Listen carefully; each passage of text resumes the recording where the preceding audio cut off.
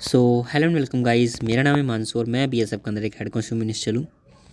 First of all मैं आपको बता देता हूँ कि मेरी रैंक ऑल इंडिया रैंक 65 रही है और मैं अभी करंटली 2023 से अपने डिपार्टमेंट के अंदर वर्किंग हूँ। ठीक है, तो मैं आपको आज एक सैलरी लेके आया हूँ। सैलरी स्लिप जो मेरे फ्रेंड की है, जो कि एसआई हैं, और जो कि बीएसएफ के अंदर एक एसआई हैं, सीपीओ के थ्रू जो लगते हैं हमारे। तो उनकी आपको मैं बता देता हूँ सैलरी कितनी होती है, क्योंकि अभी क्या है, सीपीओ का प्री का रिजल्ट आया तो उसके बाद में जो एस्पिरेंट्स हैं वो तैयारी नहीं करते हैं, फिजिकल नहीं देते हैं कई बार, और सीजीएल और इन सारी जॉब के लिए, पोस्ट के लिए लगे रहते हैं। तो अगर आपको थोड़ा बहुत भी फील्ड वर्क पसंद है या फिर जो भी चीज़ें हैं, इसका जॉब प्रोफाइल तो मैं लेके आऊँगा, लेकिन मैं उससे पहले आपको सैलरी स्लिप दिखाना चाहता हूँ, जिससे आप अपनी जो फिजिकल की प्रिपरेशन है वो कम से कम स्टार्ट कर सकें एटलीस्ट। ये आपको एक मोटिवेशन मिल जाए जिससे आपको कोई दिक्कत ना हो। और ये पे स्लिप एकदम ऑथेंटिक है, क्योंकि ये मैंने अपने फ्रेंड से ली है। ठीक है,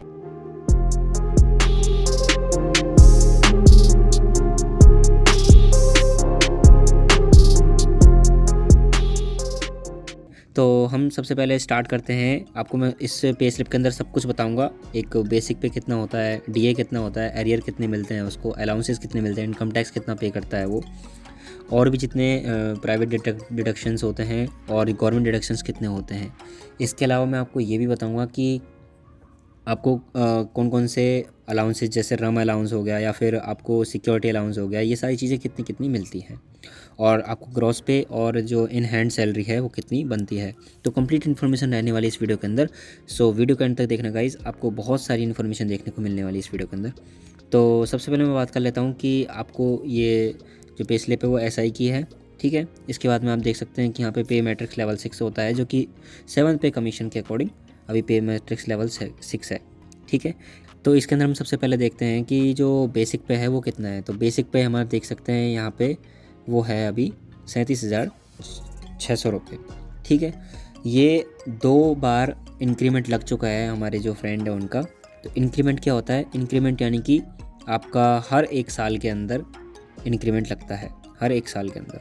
ठीक है, तो इंक्रीमेंट जब लगता है तो आपकी जो सैलरी है उसमें एक स्लैब के अंदर 900 से 1000 रुपये का बेसिक पे में आपको मतलब बढ़ोतरी मिलती देखने को।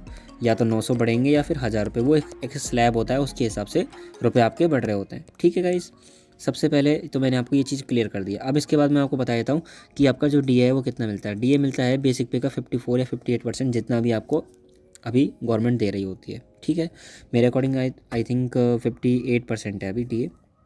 इसके बाद में यहाँ पे जो होता है सीपीएम अलाउंस भी मिलता है। सीपीएम यानी कि मैं मतलब इसे अलाउंस का नाम नहीं बता सकता, ये कि सीआई ऑप्स का अलाउंस होता है, यानी कि एक तरीके से जो ऑपरेशनल ड्यूटीज़ होती हैं उनके लिए अलाउंस मिलता है, जो वहाँ पे लगे होते हैं, तो उसके लिए 112 रुपये मिलते हैं। इसके अलावा राशन मंडी अलाउंस आपको दिया जाता है, जो कि है 4,621 रुपये। ठीक है, इसके बाद में हमें जो यहाँ पे हमारे फ्रेंड हैं उनको आरएचए मिल रहा है, और मुझे भी आरएचए मिलता है। तो आरएचए जो मिलता है वो 12,125 रुपये में इनको मिलता है। ठीक है, इसके बाद हम बात कर लेते हैं एचआर। एचआर आपको मिलता है जो आपकी सिटी होती है, जहाँ पे आपका घर होता है। आपने अपना जो एड्रेस है, जो एसआर यानी कि सर्विस रिकॉर्ड होता है, उसके अंदर आपने अपने कौन सा एड्रेस डाला हुआ है। अगर आपका एड्रेस एक्स सिटीज़ के अंदर आता है, वाई सिटीज़ के अंदर, जेड सिटीज़ के अंदर आता है, तो तीनों के अंदर डिफरेंट डिफरेंट कैटेगरी होती है। इसके अंदर आपको 30% ऑफ बेसिक पे मिलता है, इसके अंदर आपको 20% ऑफ बेसिक पे मिलता है, और इसके अंदर आपको 10% ऑफ बेसिक पे मिल रहा होता है सैलरी का।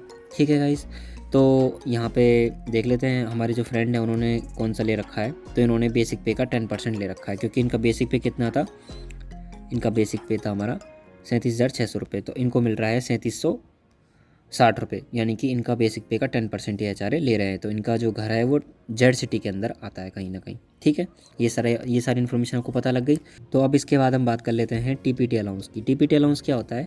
टीपीटी अलाउंस मेनली वो चीज़ होती है जिसके अंदर आप ऑफिस के अंदर या ड्यूटी के अंदर कहीं भी प्रेजेंट रहते हैं। ठीक है, तो आपको उस जगह पे, चाहे आप पूरे महीने के अंदर एक बार भी प्रेजेंट है, तो आपको टीपीटी अलाउंस वहाँ का दिया जाएगा। तो ये टीपीटी अलाउंस होता है आपका 2844 रुपये। ठीक है, इसके बाद में जो रम का अलाउंस होता है वो 197 रुपीज़ आपको मिलता है। इसके बाद में इनकम टैक्स कितना पे करना पड़ता है एक एसआई को, जो सब इंस्पेक्टर लगता है। तो जब 2023 के बैच के जो मेरे फ्रेंड हैं उनमें क्या है कि जो इनकम टैक्स है उनका वो भी 0 है, क्योंकि उन्होंने वो स्लैब पार नहीं करी है जो 12.5 लाख रुपए की होती है। ठीक है, जो इनका पूरा सैलरी होती है कंप्लीट एनुअल, इसलिए इनका इनकम टैक्स जो है वो 0 है।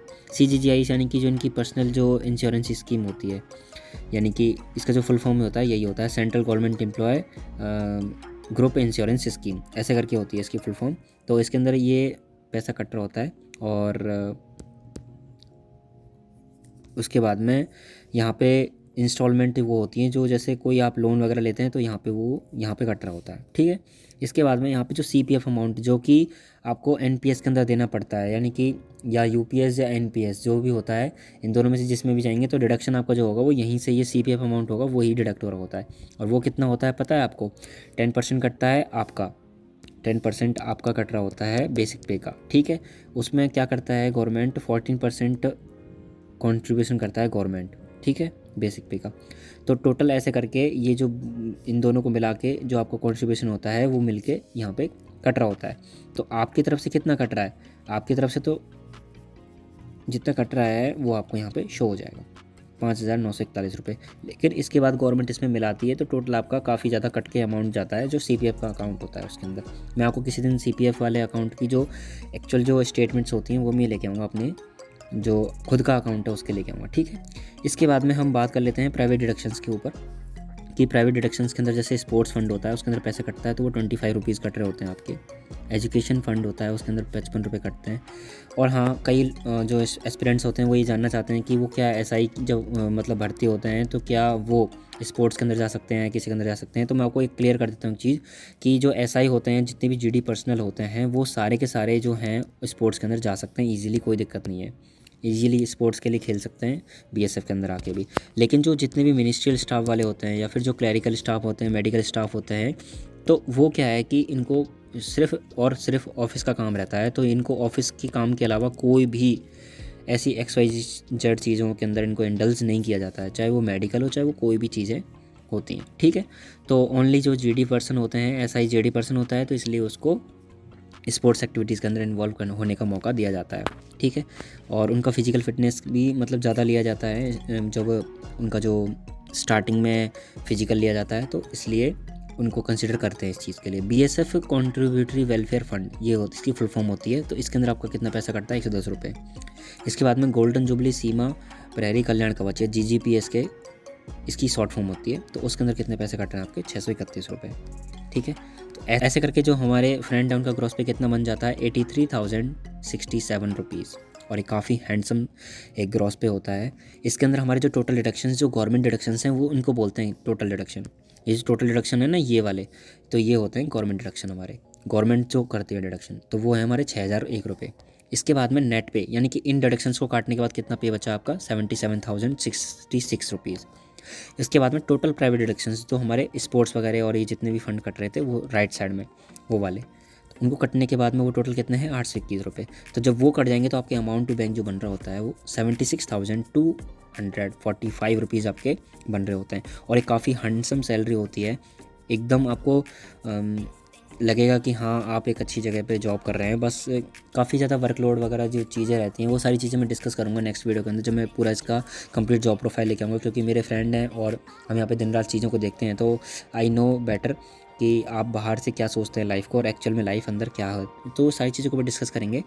तो इसके अंदर मैं कम्प्लीटली आपको इन्फॉर्मेशन दे दी है कि आपको कितना अमाउंट मिलेगा। और हाँ, एक चीज़ बता देता हूँ, जैसे आपका जो राशन मनी अलाउंस था, राशन मनी अलाउंस यानी कि RMA था, जो कि ये रहा 4,621 रुपीज़। तो ये क्या होता है, ये आप मतलब मैस में खाना खाते हैं तो उसका ये पैसा कट जाता है।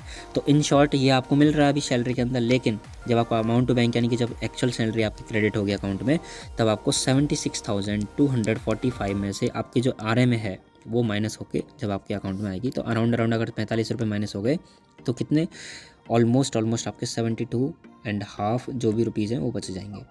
इतनी आपकी अराउंड सैलरी बनती है। तो आई गेस ये सैलरी काफ़ी अच्छी है, और इस सैलरी के लिए आप अपनी फ़िज़िकल की प्रिपरेशन है उसको स्टार्ट कर सकते हैं मेरे अकॉर्डिंग तो। और अगर आपको, ये तो मैंने BSF की सैलरी बताई है, तो ऐसे ही CISF और जितनी भी फोर्सेज होती हैं उन सब के अंदर आप ज्वाइन कर सकते हैं। और दिल्ली पुलिस की सैलरी और भी ज़्यादा होती है इससे, क्योंकि वहाँ पर XCD का आपको HRA मिलता है, ठीक है। और फ्रेंड्स, जैसा कि आप CPO की प्रिपरेशन करेंगे, अभी आप फिजिकल देंगे तो उसके बाद में क्या आपको मेंस भी देना पड़ेगा। तो मेंस देने के लिए आपको इंग्लिश का मेंस होता है तो मॉक टेस्ट देने की ज़रूरत पड़ेगी। तो मॉक टेस्ट में आप टेक्स्ट बुक का पास परचेज़ कर सकते हैं। अब इसके अंदर मैं आपको एक चीज़ बता देता हूँ कि टेक्स्ट बुक ने क्या एक चीज़ नई लॉन्च की है इस बार, कि जितने भी आप एग्ज़ाम्स देते हैं, जैसे मान लीजिए कई बार आप बैंकिंग की प्रिपरेशन कर रहे होते हैं, कई बार आप एसएससी की प्रिपरेशन कर रहे होते हैं, कई बार आप यूपी लेखपाल या जितने भी एग्ज़ाम्स अदर स्टेट एग्ज़ाम्स होते हैं उन सब की प्रिपरेशन कर रहे होते हैं। तो क्या होता है कि अलग अलग टेक्स्ट बुक के अलग अलग पास लेने पड़ते हैं हमें। तो इस बार क्या किया है टेक्स्ट बुक ने कि सारे पास को एक साथ मर्ज कर दिया है। आप एक ही सब्सक्रिप्शन लेंगे, एक ही पैसा पे करेंगे और आपको सारे के सारे पास एक ही बार में अनलॉक हो जाएंगे। तो इससे क्या होगा कि आप इसकी प्रिपरेशन करो, इसकी प्रिपरेशन करो, इसकी प्रिपरेशन करो, जिसकी भी करेंगे आपको बेटर एक पर प्लेटफॉर्म मिलेगा जहाँ पे आप मॉक टेस्ट दे पाएंगे और आपको कोई भी दिक्कत नहीं फेस होगी। तो एक्चुअल में आपको चीज़ें बता देता हूँ कि ये किस तरीके से काम करेगा। जो भी एग्जिस्टिंग यूज़र्स हैं, यानी कि जिन्होंने अभी क्या है ले रखा है ऑलरेडी, जो यूज़र्स हैं जैसे कि मैंने ले रखा है, तो क्या है जिनकी वैलिडिटी एक्चुअल में है अभी, जो वैलिडिटी है उसी में ये सारा पास है वो इंक्लूड हो जाएगा। ठीक है, उसमें तीनों की चीज़ें आपको मिल जाएंगी। लेकिन जो अभी न्यू यूज़र्स हैं उनके लिए आपको एक जो मैंने बताया ये सारी चीज़ें अप्लाई हो जाएंगी कि आपको एक ही पास लेना है और उसके बाद में क्या है आपको स्टार्ट हो जाएगा जो भी इसके बेनिफिट्स हैं वो सारी चीज़ें क्लियर है। सो आप ये पास परचेज़ कर सकते हैं एंड देन आप अपनी जो मेंस की प्रिपरेशन है उसको भी इन्हेंस कीजिए, उसकी भी इंग्लिश की जो मॉक टेस्ट है उनको कंटिन्यूसली दीजिए, जिससे आप अपना बहुत ही बेटर परफॉर्म कर पाएँ मेंस के अंदर और अपनी फिजिकल की प्रिपरेशन को बहुत ही अच्छे से कीजिए। All the best guys. So hopefully guys आपको ये वीडियो पसंद आएगी। अगर वीडियो पसंद आई है तो वीडियो को प्लीज़ लाइक करना, कमेंट करना कि आपके जो भी डाउट्स हैं और जिस भी चीज़ के ऊपर आपको वीडियो चाहिए, एंड मेरे को बताना कि ये वीडियो आपको कैसी लगी कमेंट सेक्शन के अंदर। सो मिलते हैं किसी वीडियो के अंदर। टिल देन बाय, जय हिंद गाइस।